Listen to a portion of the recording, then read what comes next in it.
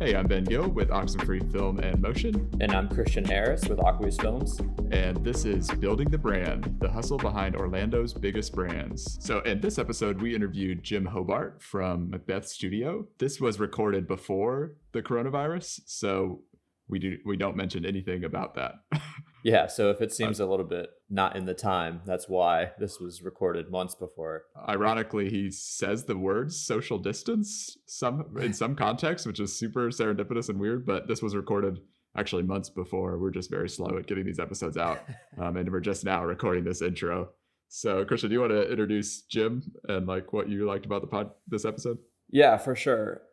Jim was awesome mainly in the way that he is in me and your industry. He's Macbeth Studios is mainly a portrait photography studio, but that's not where they stop. They do all kinds of things. I mean, they're doing video, they're doing photography for all different kinds of venues and avenues.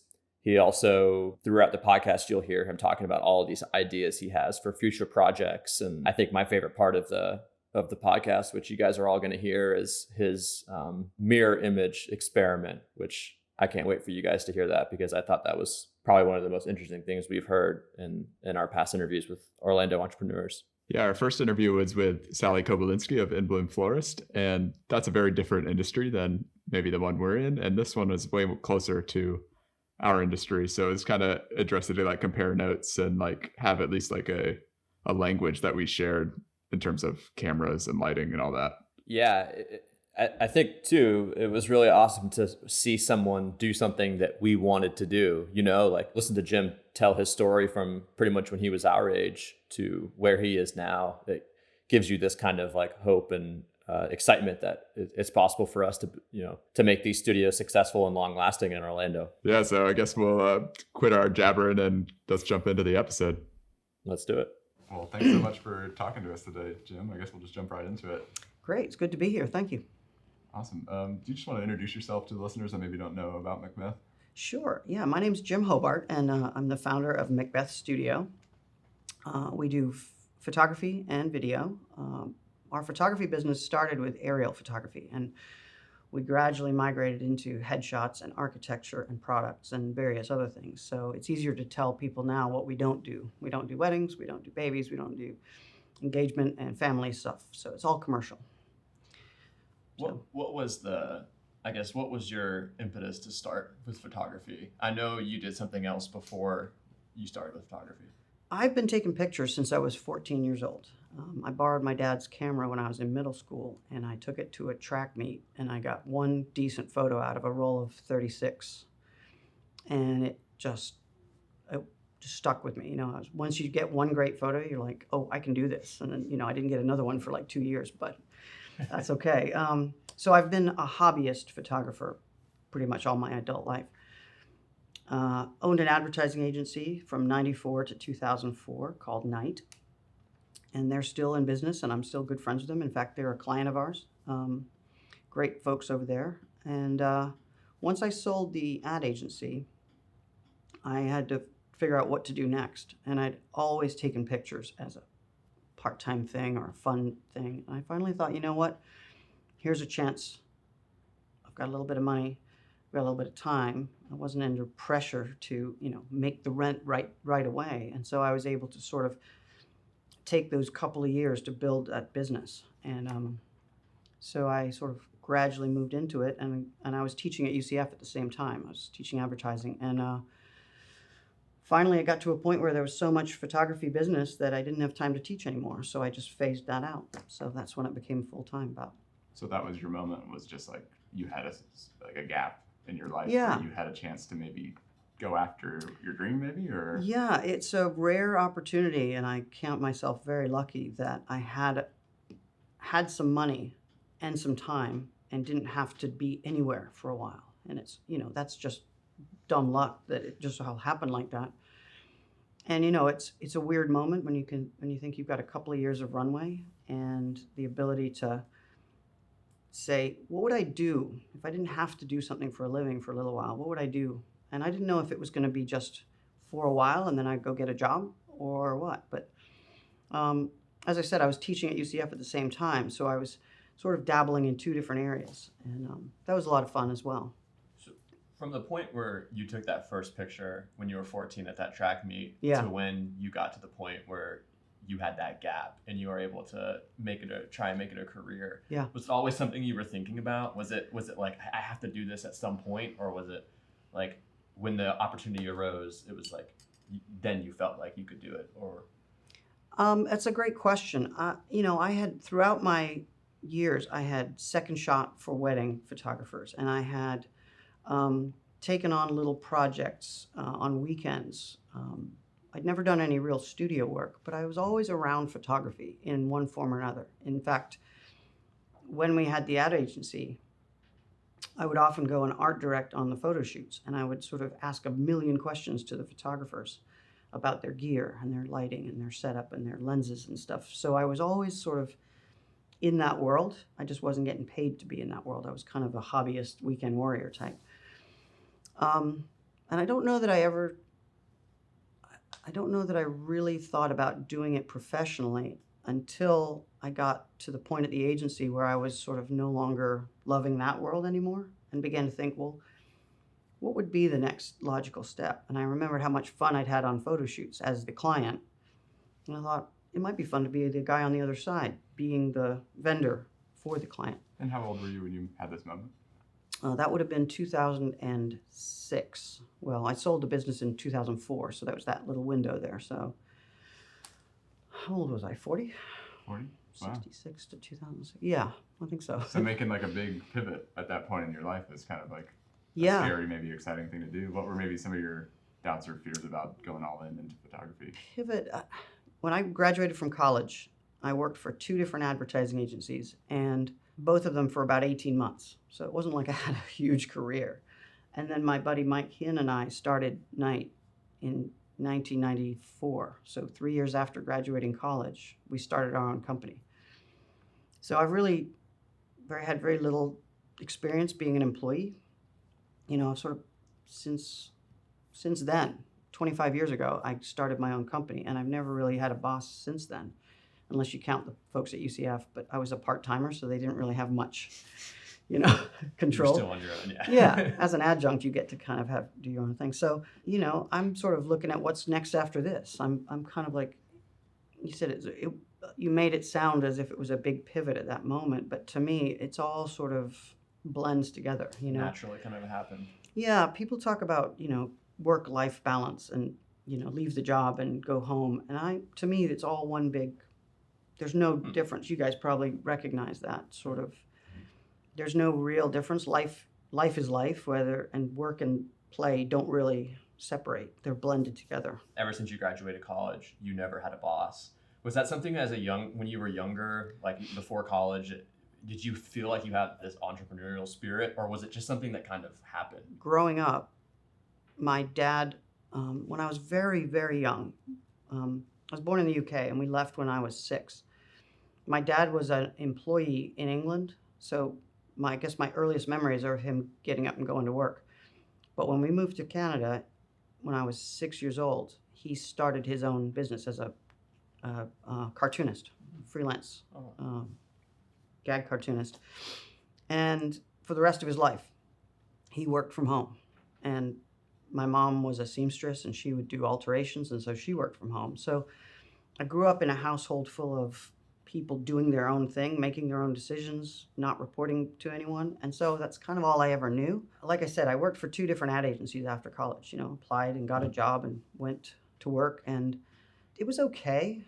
But I think I always had that entrepreneurial thing, even in high school, I would do sign painting on my own, get my own jobs, and photography gigs for people. And so, yeah, all my life, I've kind of created my own business, some more and some less successful, but yeah. And as we talked about before, I've got 2 or 3 other little projects going on. I seem to have way more ideas than there is time. And if I had a few more hours in the day, I'd probably have a few more businesses, but I just can't seem to stop, Yeah. Well, it sounds like it was a pretty natural transition to start doing photography. But like at that stage of your life, were there people around you that were like, "Well, you're gonna do this," or was it like they were like, "Oh yeah, you're gonna do that"? Well, people thought I was an idiot for selling a successful advertising agency with 35 employees and just sort of walking away from it all. But I feel like I need to be needed, and we had hired enough people that there were art directors and copywriters and account service and production managers and all of the people that there was nothing left for me to do. I basically hired myself out of a job. And so as much as I enjoyed it, I felt like I wasn't needed anymore. I'd sort of served my purpose. Mm-hmm. And so it wasn't too much of a transition, just taking something that I'd always done as a hobby and just starting to ramp up finding clients and getting paid for it. So it seemed like a very natural progression. One little aside, if it's of interest, when I got that, I sold my company and I got a bit of a lump sum, and then I got a couple of years worth of payments, so that it was not just one big giant chunk. But what I found was I'd always wanted to be a pilot.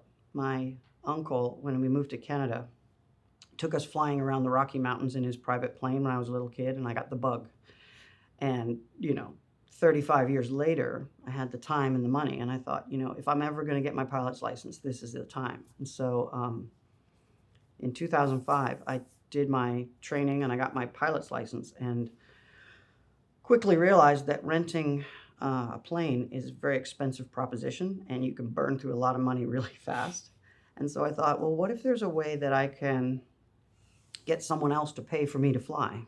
I didn't really want to go work for the police department. I didn't want to join the Air Force, and I didn't want to, become an airline pilot. So I'm like, what else can I do? And I thought, well, what if I take that photography that I've been doing all these years and just start taking aerial photography? So I started to take pictures from an airplane, which from 2006 to 2008 was actually very lucrative.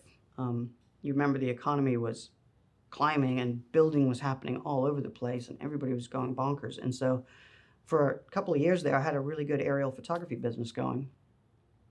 And then the crash happened and all construction across the country stopped. In fact, probably around the world.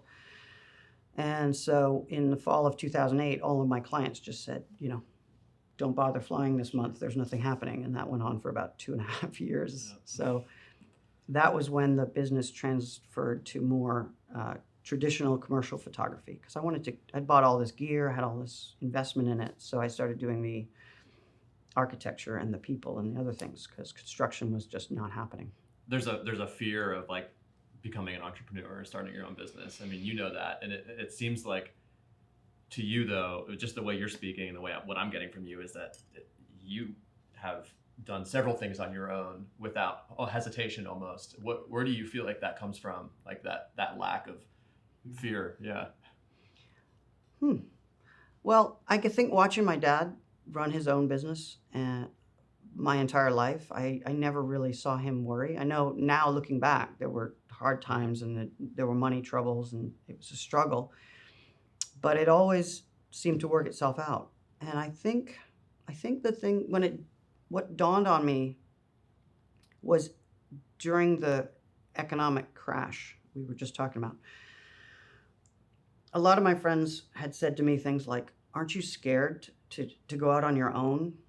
Because there's no guarantees, right? Here I've got a full-time job, I've got a 401k, I've got paid time off. You go out there and you're on your own and you just have to go find your clients and, And when the downturn happened and all those people with safe, I'm doing air quotes here, safe, secure jobs were suddenly laid off, and yet all I had to do was work a bit harder, a lot harder, and make ends meet, but I still had control over my destiny. And I think that's kind of the short version of it is I'm a control freak. And if someone else is telling me where to be and what time to show up and what to wear, and it's someone else's control. So I'd rather be in control of my own small little kingdom than be at someone else's mercy with a big budget, because that security can evaporate very fast. Yeah. I mean, I've heard, I don't know who said this, what quote this was, but I've heard someone say, you can get fired doing something you hate, or you can fail at doing something you love. It may have been Jim Carrey or something. Yeah. someone like that. But it actually hit hard with me, because it was like what you just said about the crash. It's like, just because you have a 9 to 5 doesn't mean you're safe from the economic I think instability. it's an illusion of security. I think it's a false sense of safety with that safe job with the paid time off and stuff, because insurance. you're at the mercy of someone else's whims. And if business dictates it, or you piss off the wrong person, you can find yourself completely at sea. And now you don't have, if I lose a client, or someone doesn't come back this year that we've had every year, we've got lots of other clients. We have a lot of baskets with eggs in them. We are safe if one breaks, you know what I mean? And so, yeah, there's another quote I like is, I'd much rather work 16 hours a day for myself than 8 hours a day for someone else. It's like paying rent versus owning a house. Right. You're investing in yourself. So it sounds like this economic crash was like probably one of the bigger challenges of Macbeth's history. And it sounds like maybe it was an opportunity for you to maybe use it as fuel to try a different area of photography. And I know when I think of Macbeth, I think of your headshots is like your niche almost. And it sounds like aerial photography used to be your niche. Could you maybe speak about how? It absolutely was. You've nailed it. It happened that a friend of mine who had a video company, Mark Collins, who owned Odyssey Creative, had expanded his office recently, and he had a studio. And when times got tough, he said, look, I need someone to come and help move in, help pay the rent, help use the studio, which is currently sitting idle a lot of the time. And it was just the time when I needed to change gears because the aerial and architectural had fallen off. And so that gave me this opportunity. Suddenly I paid him rent, and I had a studio, and I had gear, and I had to learn how to use it. So that's when I started that. I think you may have heard of First Friday Photos that I did. Maybe not. First Friday Photos was a challenge I set to myself. And I said, the first Friday of every month, we're opening the doors to the studio, and anybody can come in, and for $20, they can get a headshot. I do remember seeing that, yeah. And I did that for 4 years. So that was 48 basically free sessions. I mean, $20 barely paid for the beer and the food that we would provide for the party, So, but what it did was it forced me to get comfortable with any random person walks through that door, old, young, big, small, black, white. I didn't know who was going to be coming in the door next, and I had to, in a very short time, make them comfortable, make them look good, make them feel beautiful, whatever it was. And so it was essentially the baptism by fire, you just throw yourself in the deep end and see what happens. And it also had it was really a way for me to practice photographing people. But it had the unintended consequence of generating an enormous amount of buzz for Macbeth, because people started to expect it. And they would say things like, what's the theme for next month? Because we changed the background and everything, so it wasn't just the same every month. And pretty soon we had regulars that would come, and they'd be like, hey, what color is it going to be? I want to coordinate my outfit. And it was really turned into quite the party. And it also generated some really good long-term business. Right. That word of mouth marketing, it like created its own buzz. And it was weird because people would say to me, you're giving away your photography practically. Why are you doing this? And the people that came are the people who probably wouldn't pay $100 for a headshot. Sure.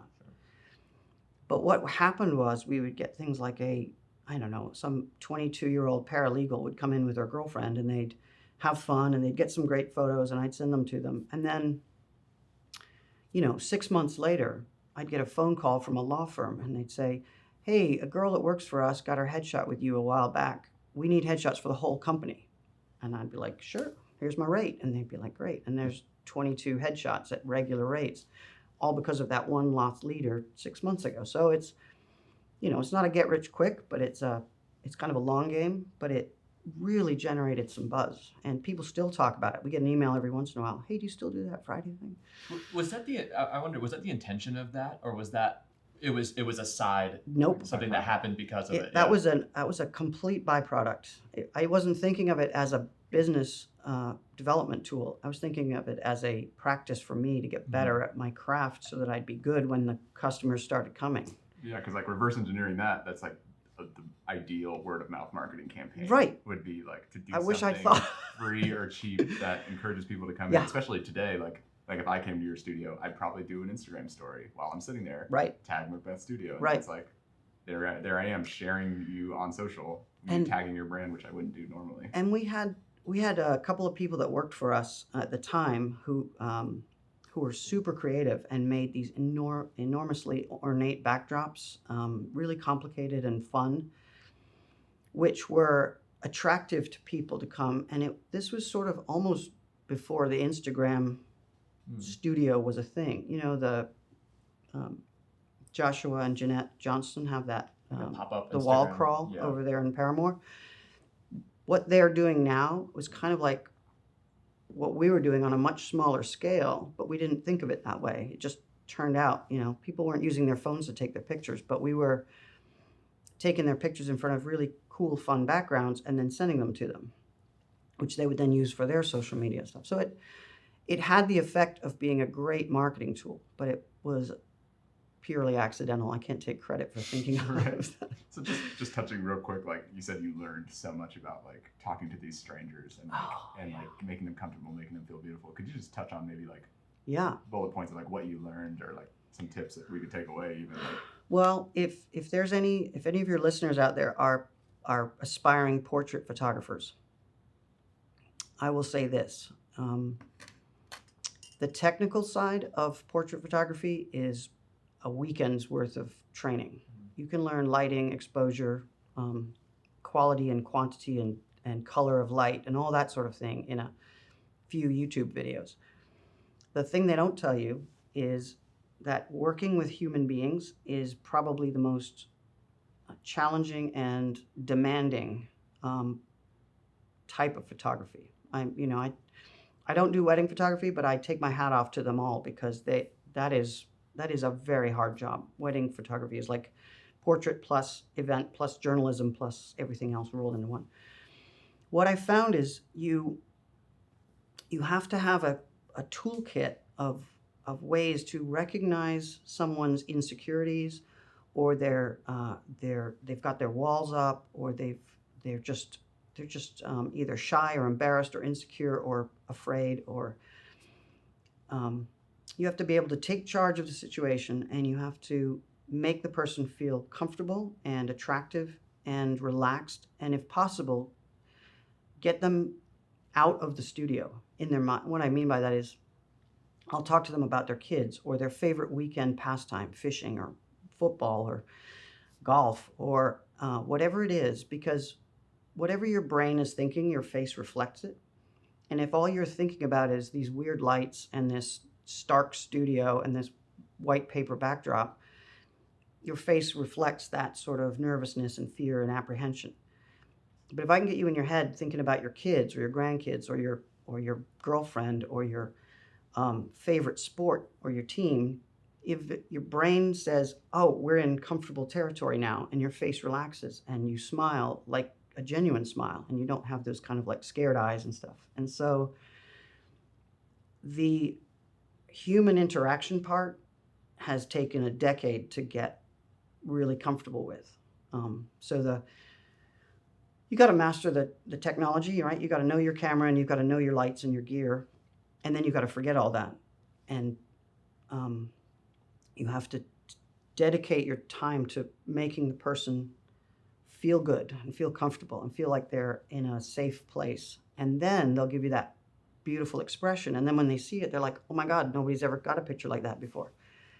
It's not about the light and the camera. It's a about human connection job, not a technical job.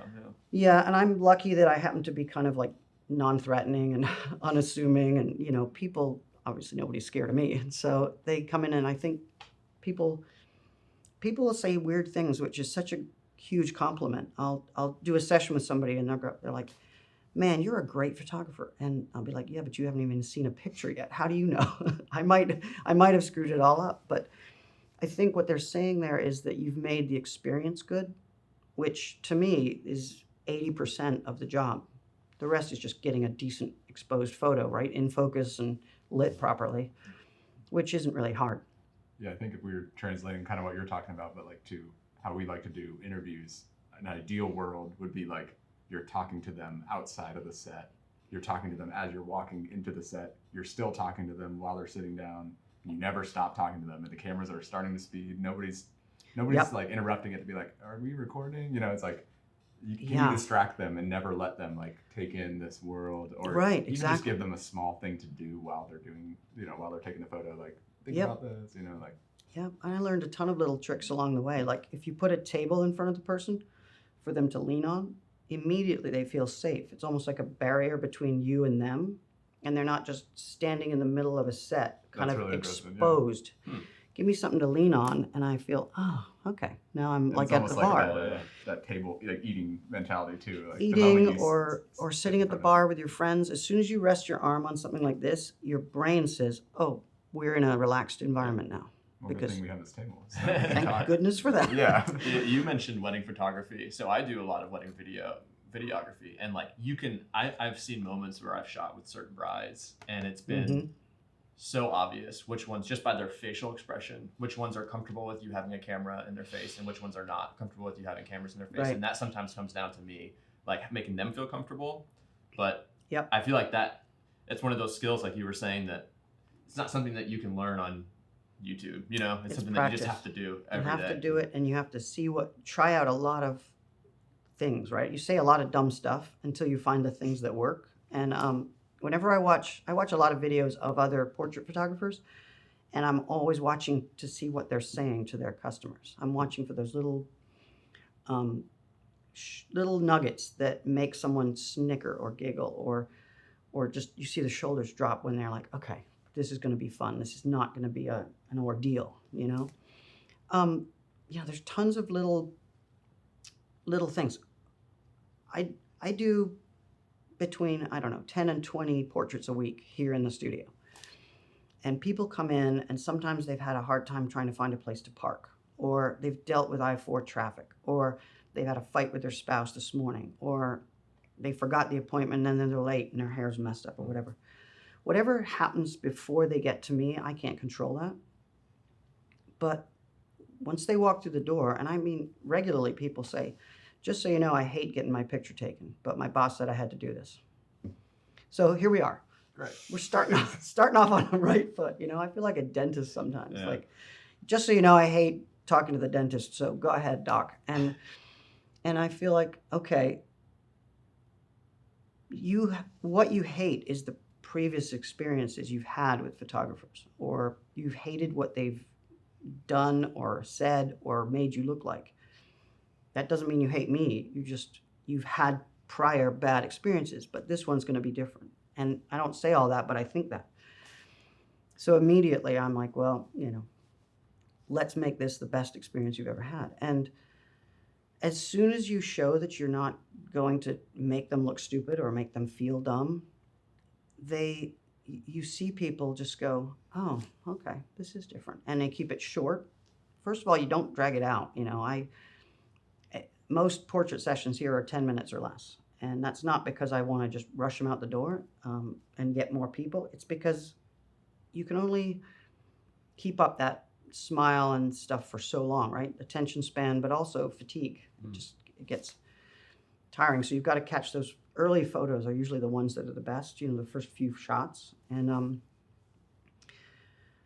so yeah, I keep it short. I keep it sweet. I try to keep them talking about other stuff other than being here, which means their mind is outside the studio, which means their face looks like they are when they're on vacation and not when they're, having a camera it's pointed like at what them. nurses do when you're getting a shot. Yeah. They're like, Yeah. right before they do it, they ask you Distraction. some random question, Yeah, it's a diversion for a second, so you're not thinking about what's actually happening. And yeah. So like in those 10 minutes, how do you know you got the shot? Like, I guess we're going into like maybe a little bit of a theory conversation, but like, No, that's okay. how do you know when to take the picture, or are you a continuous shutter bug, or? The longer I've been doing this, the fewer shots I take in a session. I used to do like 200 to be safe because I wasn't sure. But now I can start to feel when we've got the shot. I like to give every customer a variety of smiling, non-smiling, pointing in both directions. I pose them a couple of different ways. I like people to have a variety, but it's probably 50 photos tops in a 10-minute session. And the first 3 or 4 are just getting to know the person.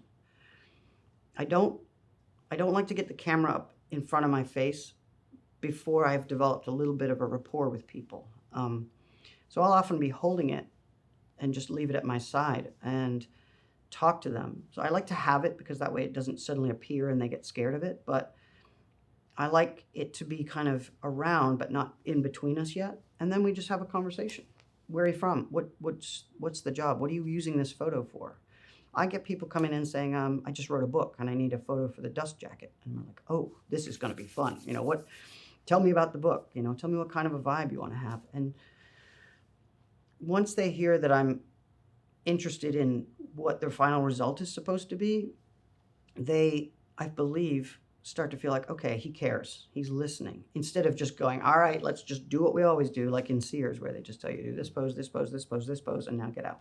And we haven't even had a conversation. Yep, exactly. It's really cool that you get to meet and hear all these stories too, right? I mean, Yeah. I bet it's pretty awesome that all of these people from Orlando, maybe even prominent figures that we know of, that Yeah. come in and get to tell you their little 10-minute spiel of their day or what they're doing.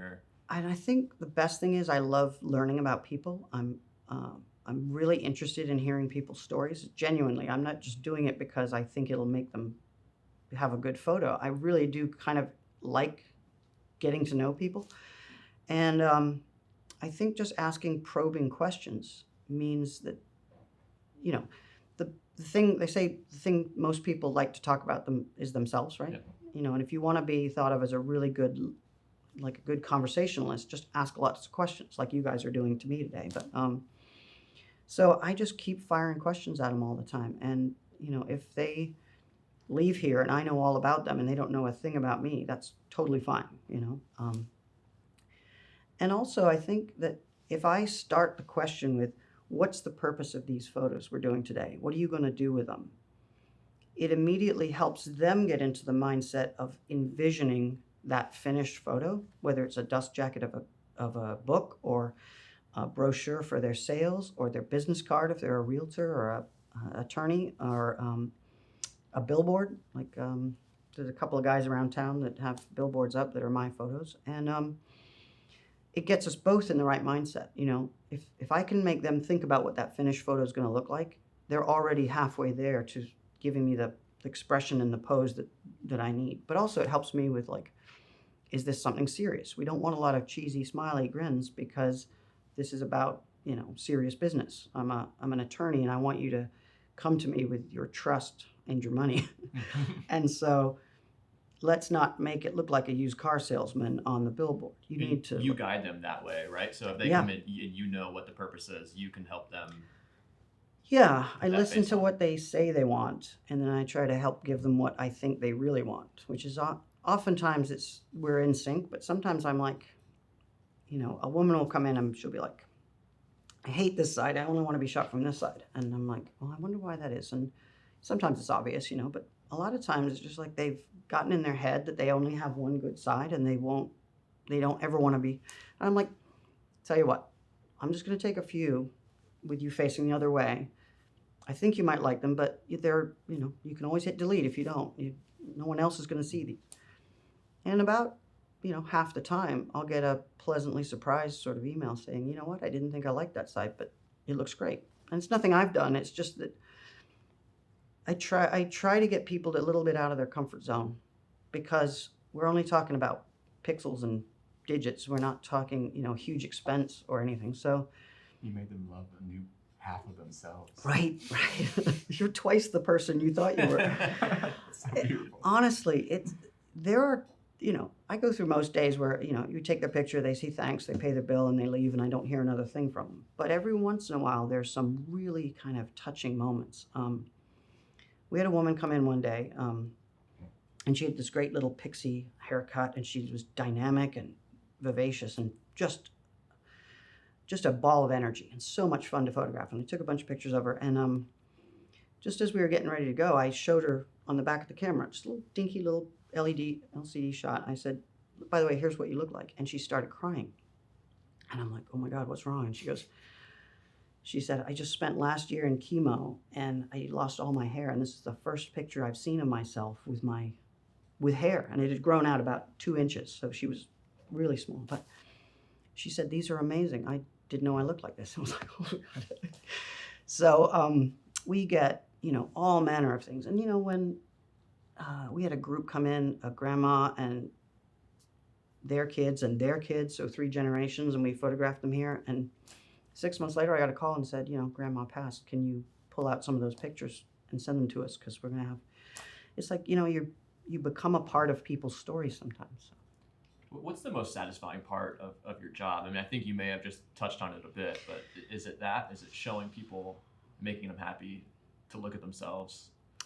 Yeah. I think the most satisfying part of doing a really good job of portrait photography is you sometimes can show someone, like we said, a side of themselves they haven't seen, right? If the only photos they ever see of themselves are selfies in a badly lit hallway, where they've got raccoon eyes because of the downward light, or, whatever. People often, I've found, don't really know what they look like until they get a well-lit, well-posed, complete photo of themselves. I did a project a while back called the Portrait Project.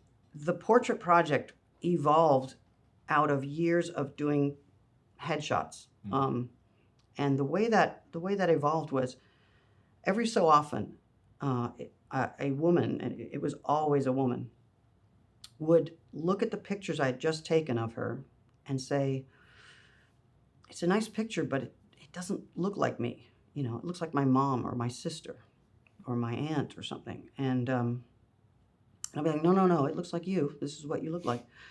And not everybody, of course. And it was regularly happening enough that I really got to thinking about, why do some people think they don't look like what they actually look like?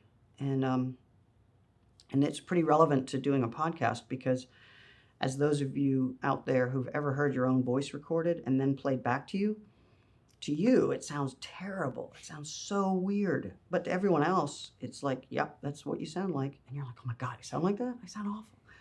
Well, what if there's a visual equivalent of that? And that's what I sort of began to think is, what if, just like radio broadcasters who know what their own voice sounds like, they're not shocked when they hear it. And so people who get pictures taken of themselves a lot, models and actors and whatever else, they know their sides, they know what they look like, and they are not surprised when they see a picture. But people who don't get photographed very often, some of them seem to have a different mental picture in their head of what their face looks like than what the rest of us see. So I got to think about, why would that be? And my theory was that they see themselves up close in a mirror, so it's very close because they're doing the makeup or whatever, and it's flipped. So there's 2 factors, distance and reversed image, right? So to test this out, I photographed 94 women over the course of 6 months, and I set this flattering light, and I had them wear tube tops or something, so there was no clothing or jewelry to get in the way. And I photographed them from very close, like uncomfortably close, like a foot from their face. And then I backed up to about 4 or 5 feet away with a longer lens and took a second photo. Everything else was the same. And I had them not smiling because I didn't want the expression to change in 2 photos. So I was trying to remove all other variables except for distance. Then I flipped the first photo, the close one, and I put them side by side. So I had a close flopped photo side by side with a more distant, more social distance like this, not flipped. And then I had this gallery show, and we put them all up on the walls, and we invited all the participants to come back. And it was like magic watching this happen. So the woman and her husband say, "Come up and look at these 2 pictures." And I'd say to them, which one, to the woman, I'd say, "Which one do you think looks more like you?" And she'd say, invariably, the one on the left, the flipped close one. And the husband would be like, "What, are you crazy? You look like the one on the right, not flipped and from a little bit of a distance." Wow. And what I think is happening is, as you get closer to something, perspective changes, right? If you look at a soccer ball from 6 inches in front of your face, you can only see a few panels. But if you hold it back further, you can see more around it because your angle is changing. Well, your face is the same way, right? If you look up close, your ears seem to be way far back, and your nose seems longer, and your forehead seems bigger. And as you get back, it flattens perspective out. So my theory, which seemed to be proven, was the women see themselves up close, and that's the only time they're really studying their own face, whereas their significant others, their family members, see them at a more social distance more of the time, and of course not reversed. And so those two factors mean that when a person who doesn't get their picture taken very often sees a crisp, large image of themselves, they're like, something's wrong with this. This isn't what I look like. Yeah, I think that's something I think about. The mirror effect, you don't even realize. It's like, that's what you think you look like, but it's actually flipped. Like that, Yeah. your freckle that you're like, oh yeah, that's on the side of my face. It's actually the opposite. That's Like, what everything about your face is the opposite. Yeah. I think the length away makes sense to me. The flip thing is crazy. And that's so interesting that you can look different just by flipping the. Yeah. And I could have easily just taken pictures of people and then done left and right. Right. But the distance, when you start to study the image, it really changes the shape of your face. That just a couple of feet makes a big difference in the perspective. Yeah, and that focal length GIF Mhm. that people always Yep. share, where it's like the 16 to Yep. the 200. You It's like, ran a full-on scientific Yeah. method experiment. I there. did. Hypothesis. I did. See, I'm like left and right brained, and that's why I like digital photography, and that's why I like anything where I can. Architecture is another place where there's creativity and very technical, and I'm kind of at the crossroads of those two. So this to me was like art meets science. yeah, I love that. And the tagline was, maybe you don't look like what you think you look like. That's so cool. And it made people go, what? makes me Of want course to I do do.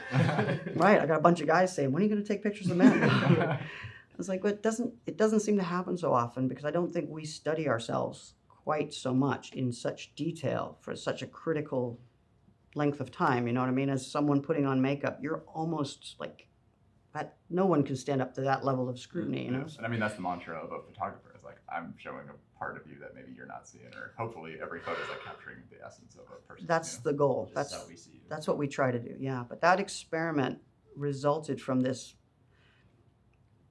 really peculiar observation that happened. And it took years for me to sort of put together this, why doesn't she know what she looks like? This just makes no sense. You look at yourself every day, you must know. But then I thought, well, that's the problem, is that you're looking at a view of yourself that only you see. I kind of want to touch on just briefly, like, your fascination with stories. And I looked at your website this morning, and it says, let us tell your story. And like, just from opening it, like, I'm going to be devil's advocate real quick. Do it. Just like, you say you don't do weddings, you don't do babies, you don't do like these things that are traditionally like a moment, a story, and you guys do headshots, you guys do architecture, you guys do lifestyle. If I was saying like, oh, it seems like they're avoiding stories, like, what would you say to something like that? Even if I get 10 minutes with someone in a single outfit, with a single background and lighting package, I think I'm telling a tiny part of your story.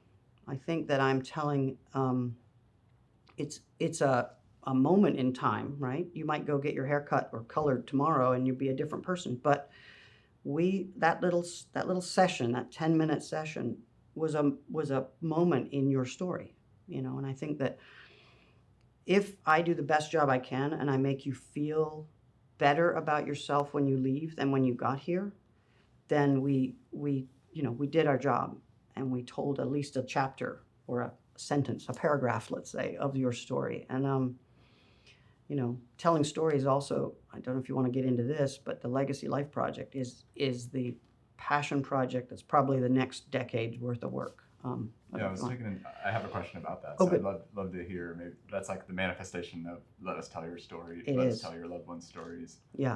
I mean, we're both videographers, and I know Christian almost uses that same thing with his wedding videos, where it's like, never forget your perfect day, like. Something you can have for the rest of your life, and Right. not just for yourself, but for your kids and your grandkids. Like, Right. I think it's right. so interesting we didn't get the opportunity to see that stuff as kids. Like, I didn't get to watch my mom and dad's wedding video, other than the fact that it was like this really janky, terrible, like old school wedding video that I Film. wouldn't want to watch anyways. But like, Yeah. to think of, and this obviously goes back to you in the Legacy Project, is like, oh man, how cool is it that you can share this forever? These are things that you can share with people forever. Right. So do you want to introduce the Life Legacy Project? I'd love to. Yeah, I'll give you a little background. I told you my dad was a freelance cartoonist, and we didn't have the best relationship. We weren't really that close, me and my dad. But I'd go home and see him for the holidays, and we get along okay. We just weren't really tight. And then it's like Thanksgiving of 2 years ago. My mom called and said your dad's had a seizure or something, and so we went to the hospital, and it turns out he had a inoperable brain tumor, like John McCain had, that glioblastoma, I think it's called, and it's fast, it's aggressive, it's pretty much inoperable because once you start taking out brain parts, you don't know what the person's going to be like anymore. So we knew we had a few months left with him, and he was better, but he was never himself again. It affected his everything from motor skills to memory to the whole deal, right? And then we lost him in the spring of 2017.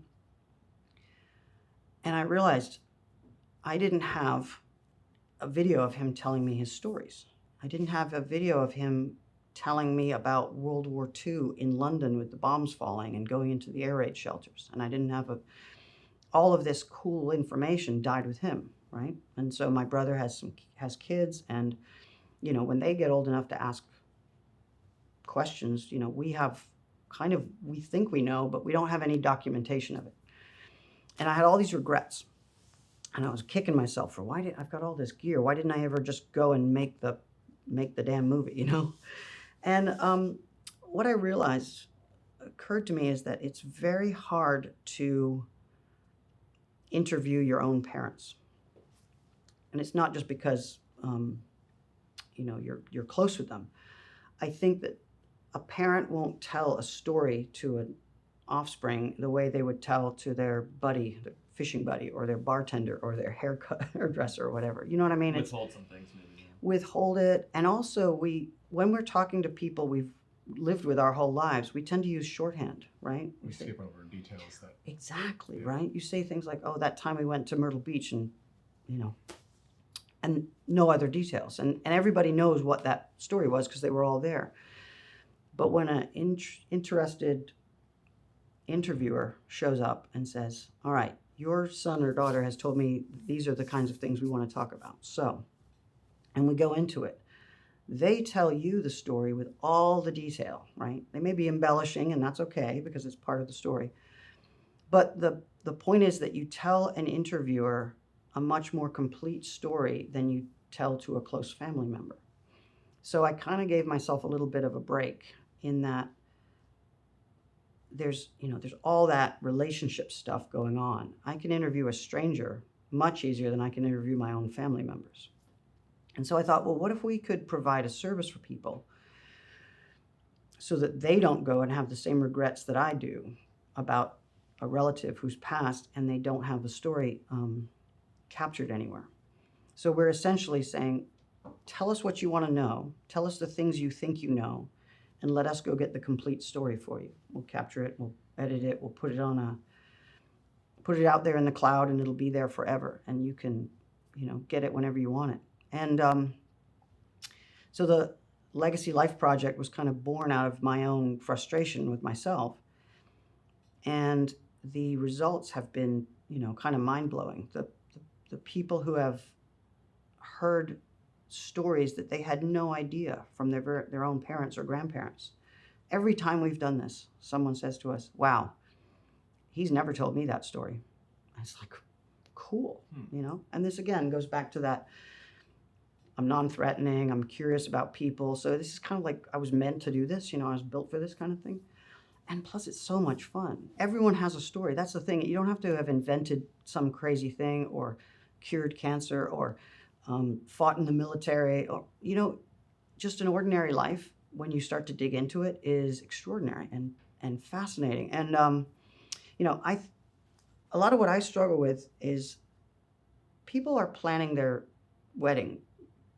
Young ladies are planning their weddings almost from the time they can walk. Right? They know that they're going to have this. So, filming a wedding is Easy. That's not what I mean. Hiring hiring a videographer is not a difficult decision. Is where I'm trying to go with that. Yeah. What we're trying to do, we're sort of inventing a genre here, this sort of personal biography thing, and people don't have it in their mind that they're going to document their elderly loved ones' stories, and so it's very much an uphill kind of sell as opposed to, filming your wedding day is a almost like that box needs to be checked first. Yeah, and I meet dozens of people a week for a very short period of time, but it's great when we could spend 2 or 3 hours really going all the way back. What's your earliest memory? And the crazy thing about this project I've discovered is if I'm sitting with a 90-year-old and I start out by saying, okay, back when you were a child, tell me about your grandparents. So now you're talking the person who hired us and their parents, and then I'm talking to her grandparents, and now we're talking to that person's grandparents or remembering them. So this is like a time capsule taking us back to, the late 1800s when those people were born and the stories that they told. So we're really looking back into a family's history. And so it just becomes this, like when we're done with this film, the person who hired us now has this family record in their own words, with their accent, with their idiosyncrasies, with their lingo that they use, that it tells so much more than just a photo album. You know what I mean? It's like, it's rich. It becomes like an heirloom. Yeah. A family heirloom almost. It does. Artifact It does. That they should hold on to. And kids that aren't born yet, think about their opportunity to look back into the past and find out where they come from. What's your place in the world, and who are the people that came before you? So How did you start getting people to know that this was something you were offering? well, that's still an ongoing challenge. We're starting to make inroads. We've been reaching out to one place we started thinking about was people who do financial planning, retirement planning, long-term care, life insurance. They're already in the process of having that conversation about things, difficult stuff in life, like what's the world going to be like when you're not in it anymore, and what are you going to do for your heirs and descendants and dependents and things like that. So we've been partnering with a couple of those to say, hey, while you're having this conversation about all this, awful stuff, why don't you throw a sweetener in there and say, how about we capture your story for those future generations, and you can pass along a message. It's like a message in a bottle, right? You can say to whatever you want to tell your descendants. And so that's one way. We've been advertising on WMFE, which is our local NPR station, which seems to be getting some traction. And then, social media. Friends hear about it, and, everyone's got someone they care about. So, pretty much everybody is a potential customer. It's just, it's cost and it's time, and it's getting them in the mindset of, you don't realize how much you will want this once it's too late. And that's the problem with this business is, by the time you realize it, often it's, I can't help you anymore. So we're very much trying to educate people on this, almost like, trust me, you'll be glad you did it. What brought you to Orlando originally, or because you mentioned Canada, you mentioned England. Yeah. I don't really know your geography background, but I'm all over. Yeah. Moved from England to Canada. My dad wanted to be a cartoonist. We tried to move directly to the States, but even in the 70s, there was a lot of obstacles to just moving right in here. So we went to Canada, and then we moved to Florida and applied from the inside. We applied for our green cards first.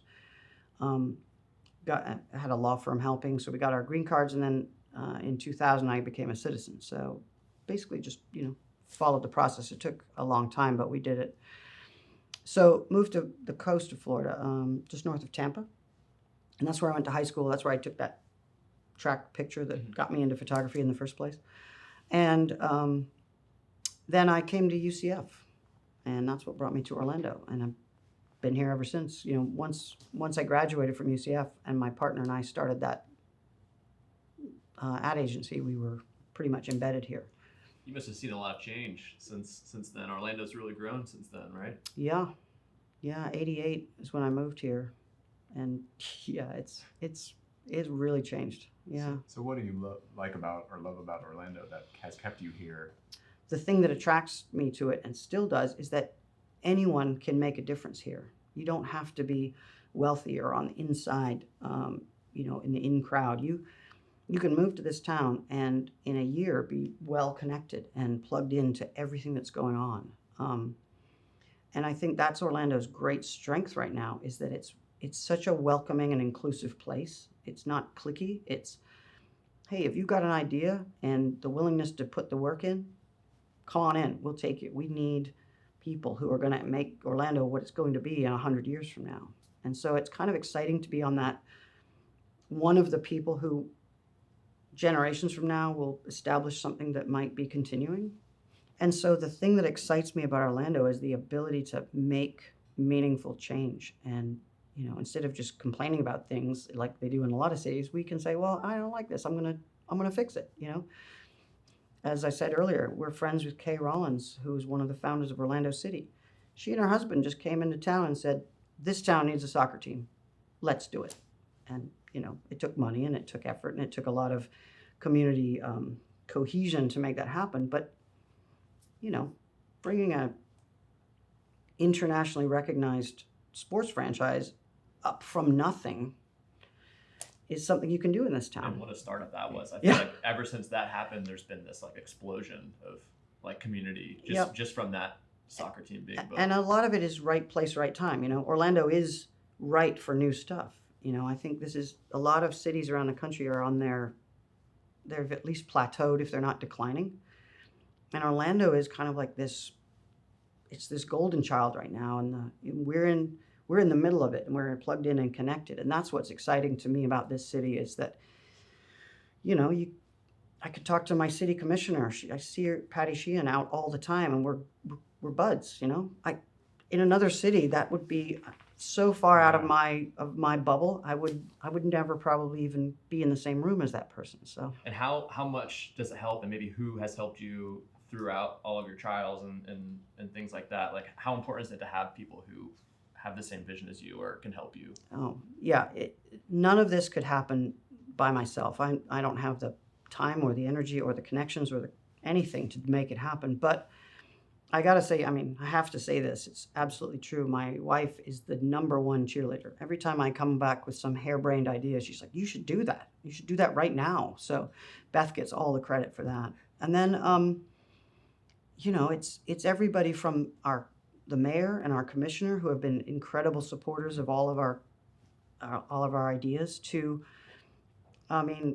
staff here at Macbeth. They throw in extra hours just to make things happen, to our friends at the DOP, Downtown Orlando Partnership, have been amazing supporters of everything we try, whether it's just a happy hour at our office or a big involved fundraiser. And, just our friends. When you're hiring employees, or you're looking for someone that you, I guess, can trust or is worth paying the money for, what kind of qualities do you look for? What? We used to hire for skills. Not anymore. I hire for people that fit. I hire for people I like. I'm around them more than anybody else, right? It's 8 hours a day, every day. So, they got to get along with me and my weird quirkiness, but they've also got to have some things that I don't have, right? I don't want a bunch of clones of me. I want people who challenge me and who are good at things I'm not good at. And, hire for the stuff you cannot teach. How has this work transformed you, would you say? Oh, that's a good question. From like when you started Macbeth to now, like how are you different? I've used this expression before to my employees, to former employees, is instead of thinking of Macbeth Studio as an end product, a photography factory or something, in my mind, I think of this as an incubator. What I'm thinking about this place is it's a place for ideas to be born and get a little bit established. And if they have any value or any kind of staying power, then they'll go off and fly off on their own. Local of Orlando is one of those. The Legacy Life Project is one of those.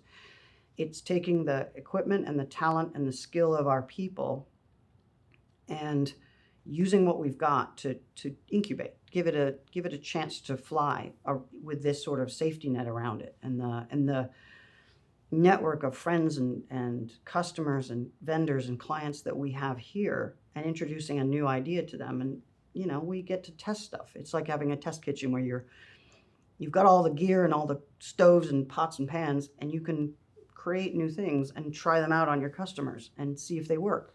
So to me, this is a lab, an idea lab, more than it is just a photography studio. What makes you get out of bed in the morning and do this work? The number one thing is I really love what I do. And I'm not just saying that. I really, I sometimes have to sort of pinch myself. I'm making money with a camera every day. I'm making a living, which so many people work their 9-to-5 jobs, and then when they get off work, they go photograph things. They take pictures of sunsets or rocket launches, or I've got a bunch of very talented friends who don't make their living at photography because they haven't found a way to, be a business person as well.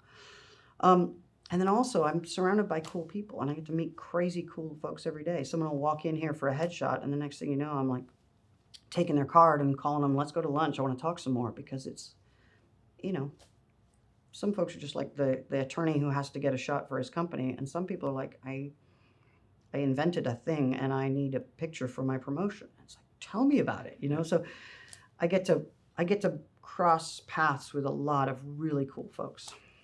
Obviously, there is going to be a point, I'm assuming, where you're probably going to want to retire or not be working as much, or maybe not. Maybe you'll be working forever. But can you imagine a time when you'll pass this studio on to somebody else, or? Yeah, exit strategy. I've been told by business coaches and stuff you should have one of those.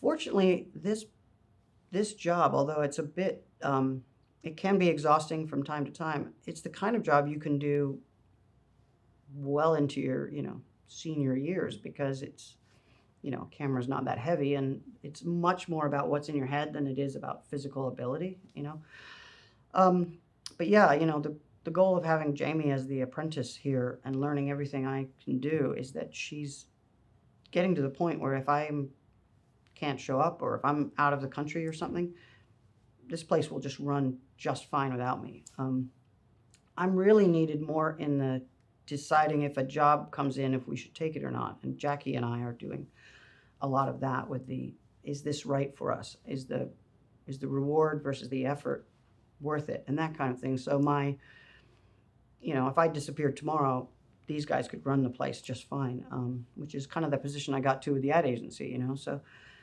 however, what we've learned over the last 10 years, I think, is going to inform the next thing, which to me, if I spent my time traveling around the country interviewing old folks and capturing their stories, and then Morgan would edit them, or a team of editors if we have too much work, that's where I see the future of what we're doing.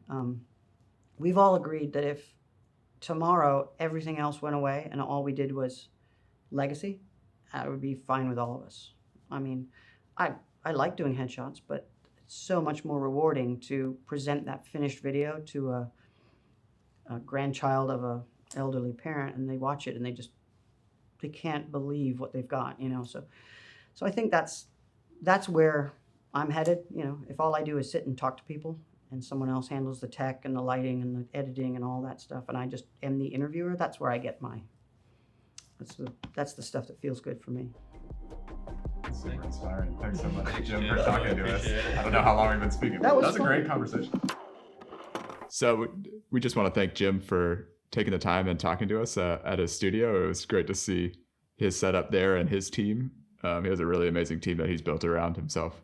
And I think there's some really awesome things that we could take away and apply it even to our businesses. Personally, for me, what I took away from it most, and at the end there, we were talking a lot about his new project that he wants to start on, called the Legacy Project. And for Aqueous Films and me, and kind of what our brand does, it hit really close to home for me, because it's just one of those things that I've been thinking about for so long. And to hear him talk about wanting to, maintain these memories of these people for their loved ones is like what Aqueous Films does. And like to hear somebody else want to do that and feel like that's important for the world was really awesome. And Jim has kind of been taking risks and going out on the limb and going for it. I think that's kind of what I took away from this is it's possible to, that idea you have, or that dream you have, or that video idea you have, or that business you want to start, if you just work for it and you just got to do it. And if you do it, it can end up becoming something really special to you, and it's possible. I think just from hearing him like gush about Orlando, just like reinforces our decision to be here and to continue to be here. Just from talking to these businesses that have been here for so long, and like they think this is like a golden time to be in Orlando. And talking to Jim and hearing him talk about how supportive the community is, to hear that, and for me and Ben to both be young and both have these kind of young budding businesses, it kind of gives us confidence to know that we're in the right place and that the city is growing, and it's exciting to think that maybe we can grow with it. Yeah, we're loving the opportunity through this podcast to talk to some of these big brands and like get plugged in to like the heartbeat of Orlando. And we're looking forward to doing more episodes in the coming weeks. Hopefully we don't take as long as between these two episodes. But thanks so much for listening. And yeah, thanks guys for listening, and we can't wait to see you on the next podcast. Don't forget to subscribe, leave us a review. It really helps us create more content for you.